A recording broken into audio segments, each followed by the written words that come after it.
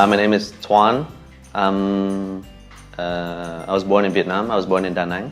Then I moved to the States when I was 10, where I studied, in college I studied business.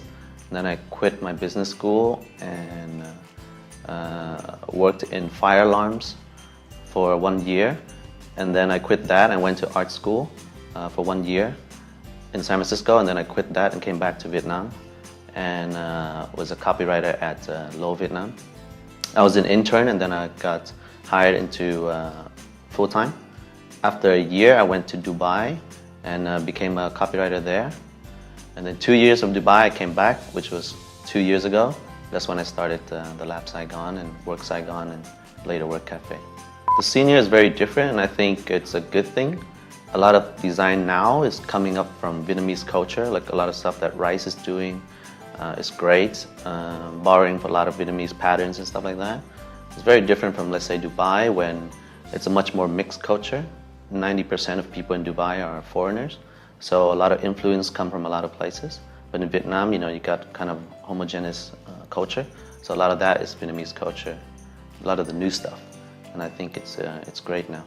It really depends on the project, but in general, let's say Dubai, the influences are very eclectic. Like, you don't really need to, not to borrow too much from Arabic culture, but because a lot of your target are not Arab people, it's quite okay to, let's say, borrow a joke from England, or borrow some movie references from America, or borrow art references from, Japan or China or whatever. But in Vietnam, you have to take in consideration the culture that you're in, which is Vietnamese culture. So a lot of times we'll try to see if there's anything related to Vietnam here.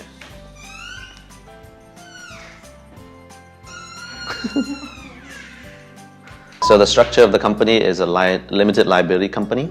The official owner is in Da Nang, one of my family members. I run the place along with Laure, a French girl.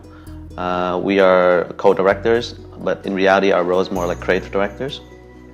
We also have Yang Nguyen, he's a creative director here. Daryl Villanueva, also creative director. And we have about 20 other staff, but about 15 of them are running cafes. So the Work Saigon, Work Cafe. And then we have about 5 that boils down to graphic designers, interior designers, 1 accountant, project manager. We have 2 interns and we have a lot of freelancers. Officially, we take on everything, but our main focuses are interior design, graphic design, and product design.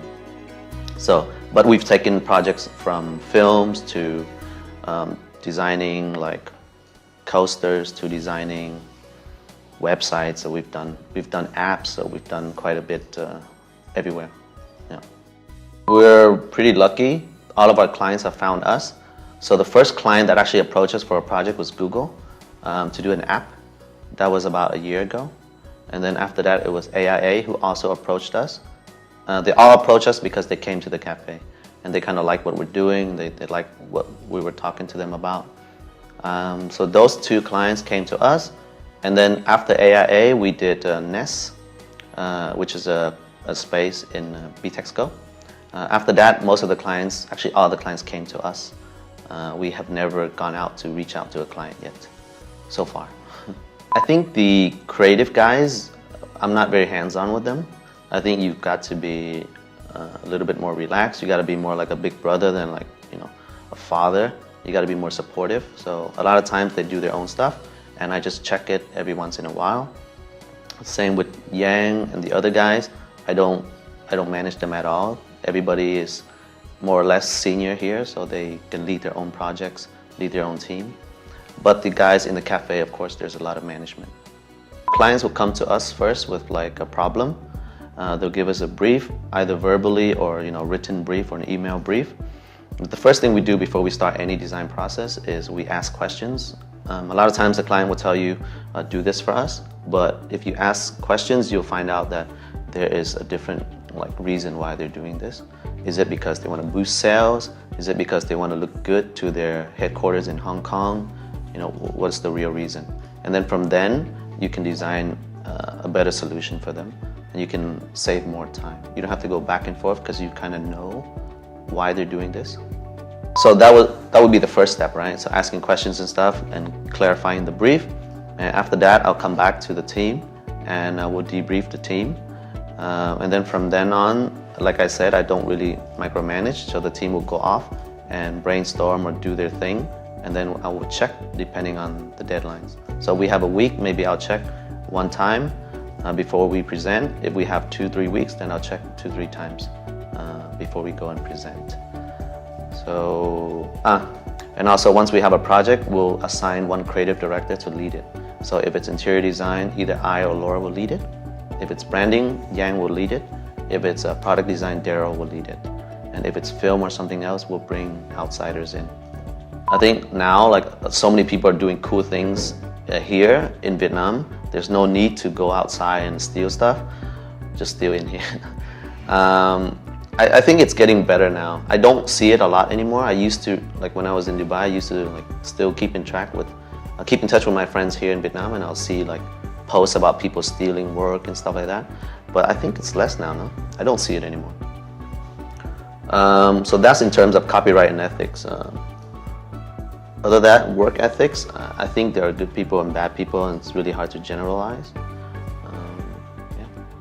It'll be different for freelancers and companies. I'll talk in terms of a company. You really need a contract before you start. A lot of times you will be either pressured or like you'll feel the need to start before you have a contract because of timeline. But there have been so many cases, even with big clients, where you would start the work and then something would change and then you would have to scrap everything you did. But that's why you really need a contract. And the way you write the contract is like everywhere else. You need to hire a lawyer. But you only need to do it once, you see. So you do the form, and then from there on, you just change the name, change the project, change the terms and stuff like that. In terms of building, what we usually do is for small projects, we'll do 100% after we deliver with clients that we trust. So, if it's like a couple $1,000s, then we do that. If it's a little bit more, then we do 50-50, 50% up front, 50% later. If it's a huge project, like a couple figures, then we do 30%, 50%, 20%. 30% deposit, 50% when everything is approved, 20% when the project is done. Officially, we have 6 partners. We have Laura, we have me, we have Yang, we have Daryl, we have a guy named Alex who is in LA right now. He's our international business guy. He's our international account manager, so he would find the clients for us in California, in America. We have a guy named Moon, who is our tech advisor. He's based out of Germany right now. He used to be based out of here. And then underneath all those partners, we have juniors. So we have Kim, who's a project manager. We have Foong, who's an interior designer. We have V, who's an intern. We have Jang, who's our accountant. And then underneath them, we have like 10, 15 people who are cafe guys, like managers, baristas, waitresses. We also have a lot of freelancers because of the nature of our work. When we take on work that we don't have specialties in, we'll hire somebody who does. I'm guessing your teachers probably say the same thing. Focus on your portfolio, build your portfolio. Do internships, but don't let people like take advantage of you. Do internship at places that you admire. Because I think your first job is so important. Don't run after the money, because your first job will kind of determine the rest of your career. So for example, my first job in Vietnam, I made $1 million a month, and I live in a $3 million a month house. So every month I was losing money. But like being at Low kind of really built my creative abilities, and also I met a lot of cool people who are now like good friends with me and successful, and it's a good network to have. That's actually where I met Daryl.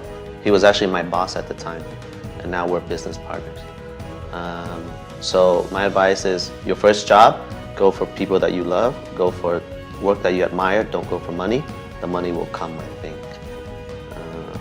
Build your portfolio, don't let people take advantage of you, and keep a good attitude too, meaning don't have an attitude.